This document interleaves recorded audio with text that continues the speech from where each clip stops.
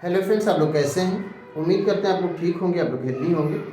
फिर से क्वेश्चन किया गया है कि जो डॉग्स होते हैं उनके एरिया में अगर कोई दूसरे डॉग्स आ जाते हैं तो उनको देखे बगैर वो कैसे उनको ये आइडिया हो जाता है कि उनके एरिया में कोई आ गया है, कोई दूसरा डॉग आ गया है, इस तरह से वो कैसे पहचान जाते हैं।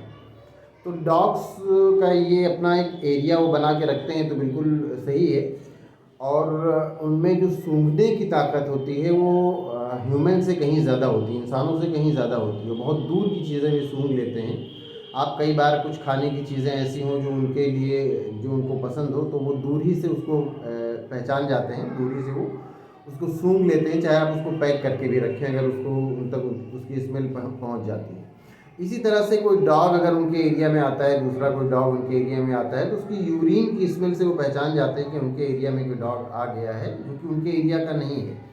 और फिर उसके बाद वो उसको चाहे देखें या ना देखें, वो स्मेल से उसको जान जाते हैं। उनके लिए ज़रूरी नहीं कि उसको देखें तभी वो उस पर रिएक्ट करें।